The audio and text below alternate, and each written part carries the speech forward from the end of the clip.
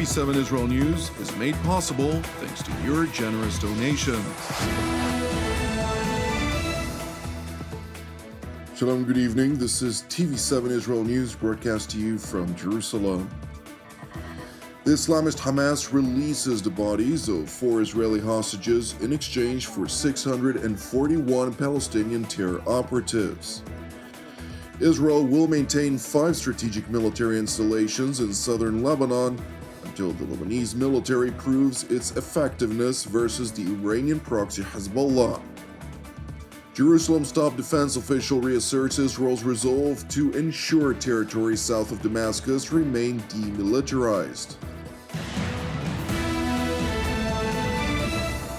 The Islamist Hamas terrorist organization released the bodies of 4 Israeli hostages last night to include Shlomo Mansour, Itzik El-Garat, Ohad Yahalomi, and Tzachi Dan. Prime Minister Benjamin Netanyahu's office released a statement at 1:44 a.m. overnight announcing that Israel received from the Red Cross the coffins of 4 of the deceased hostages, and by 11:14 earlier today, the Israeli National Center for Forensic Medicine had indeed confirmed their respective identity, after which the families of the hostages were informed. In return, Jerusalem okayed the release of 641 Palestinian terror operatives who were incarcerated in Israeli jails. Meanwhile, in Washington, U.S. President Donald Trump voiced his disappointment over the failure to return all of the hostages alive.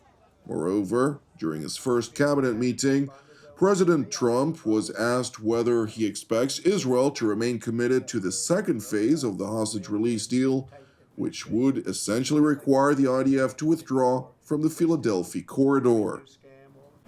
Well, I'm very disappointed when I see four bodies came in today. These are young people. Young people don't die, okay? Young people don't die. These are young people. 4 bodies came in today. They think they're doing us a favor by sending us bodies. So, look, that's a decision has to be made by Israel, by Bibi, but Israel has to make that decision. We got a lot of hostages back, but it's very sad what happened to those people. I mean, you had a young lady with her hand practically blown off. You know why it blew up? Because she put up her hand to try and stop a bullet that was coming her way, and it hit her hand and blew off her fingers, big part of her hand. This is a vicious group of people, and Israel's going to have to decide what they're doing. It is important to know that Prime Minister Benjamin Netanyahu had instructed Israel's delegation to leave for Cairo for the continuation of talks regarding the so-called Phase 2 of the ceasefire deal's outline. And as the talks continue, the Islamist Hamas terror organization will have to release 3 hostages every Saturday until the sides reach an agreement to enter into Phase 2. If Hamas fails to do so, Israel will relaunch its offensive efforts to eradicate the Islamist terror group. According to Israeli Defense Minister Israel Katz, who addressed a conference of Israel's regional councils, the only reason for Israel to maintain a cessation of hostilities is for the sake of releasing the hostages. We did not implement a ceasefire in Gaza due to fatigue of our tanks motors, which would require to acquire spare parts. We did not implement it because we lacked munitions, or because our soldiers were overburdened. We implemented it for one reason, because we want to return the hostages, both the living and the deceased. This is our top priority. It is our population, nationwide solidarity, and for this we are taking action, and we will continue to do so. In parallel, we maintain the strategic interests of the State of Israel. Jerusalem's top defense official continued by addressing findings of a series of reviews, or rather an IDF commission of inquiry of sorts, on the events that led to the failures of October 7th, and stressed that when he asked all relevant officers and practitioners what was the main lesson learned from the commission of inquiry, they had all said the following respectively. I asked each one of them, at the Intelligence Directorate and Southern Command, what is your main conclusion, each of them separately rather than a collective? They said that the conclusion is that we cannot enable radical organizations of this type entrenched closely to the borders of Israel. This is the conclusion. whether it is in Gaza, whether in the north, whether it is in Syria, and whether it is near the communities in Judea and Samaria, and whether it's on the border with Jordan, at every place, which is our policy. Iran is the head of the octopus and the serpent. We will deal with them separately. But this is our conclusion, and which I'm spearheading from the moment I entered office. Defense Minister Katz continued by addressing the ceasefire in Lebanon and the decision to maintain 5 military installations in southern Lebanon, which will remain deployed until the Lebanese armed forces fulfill their obligations on the ground. The IDF was instructed, and it formulated 5 positions in southern Lebanon that connects. In addition to everything that was built on our side, of course, it jointly provides defense, establishing a security strip. It wasn't easy, but I stood firm on this. We received additional notes from the United States. We submitted an amended map, and therefore, we will remain in Lebanon for an undefined period. It is based on the situation. It is not based on a timeline. This means that we, with an uncompromising policy of enforcement, and with a security strip in Lebanon, and the military installations and intelligence and all other factors, we know how to provide security. Now, this security is similar to every other community in the country, since also Tel Aviv is under threat in one type of threat, and the South is under threat, and the East is under threat. However, I tell you that the security situation is infinitely better than what it was before October 7th.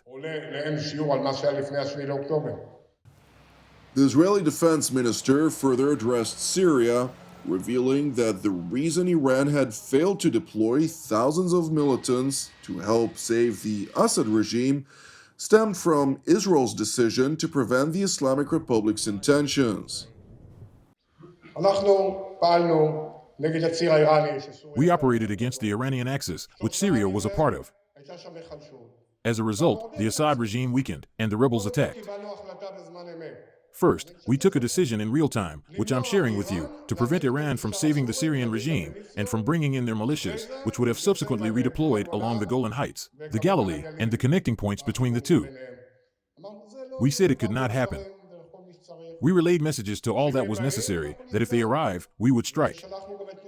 We deployed Air Force aircrafts, and they withdrew the Iranian aircrafts.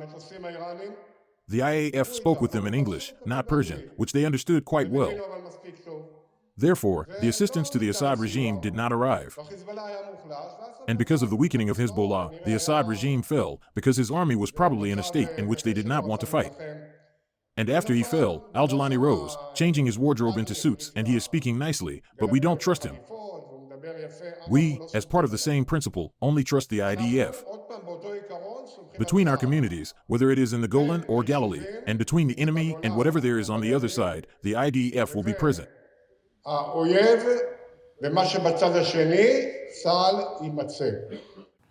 Minister Katz went on to highlight Israel's determination to enforce the demilitarization of southern Syria and pointed out that the regime in Damascus had already tested Jerusalem some 2 days ago.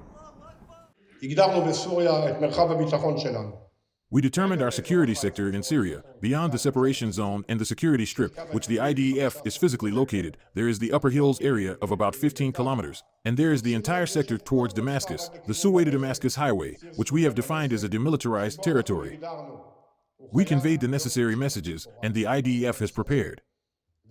And 2 days ago, overnight, was the first test that this regime sought to deploy forces in military installations. The Israeli Air Force attacked and struck its targets.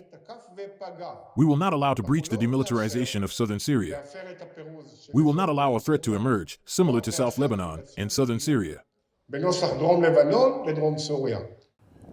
is important to know that in addition to the interim regime in Damascus condemning Israel's enforcement of its declared red line for Syria, Jordan's King Abdullah II, who hosted the jihadist leader of Damascus, Abu Muhammad al-Julani, also known as Ahmed al-Sharaf, for the first time in his capital Amman, stressed his own condemnation of Israel's aerial strikes against HTS targets in southern Syria.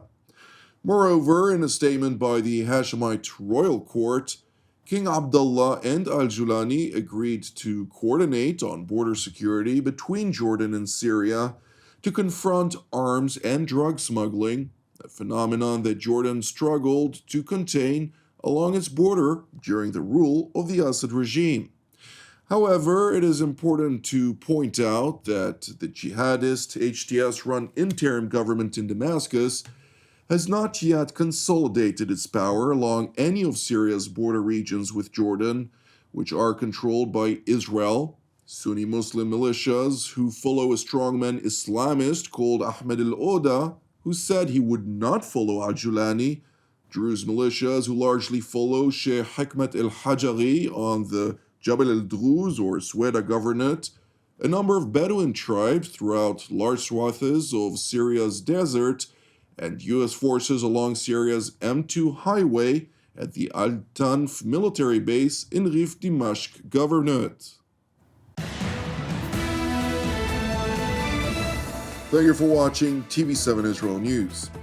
TV7 Israel is a non-profit ministry with all of our productions exclusively reliant on your generosity. Therefore, if you're blessed by the content of our programs, I would like to encourage you to support TV7 Israel with a donation. You can do so via our website at www.tv7israelnews.com. Separately, I'd like to encourage you as ever, pray for the peace of Jerusalem and salvation of Israel. I'm Jonathan Hassan wishing you an Erev Mevorach, and God willing, we will see you during our next update. Until then, Shalom from Jerusalem.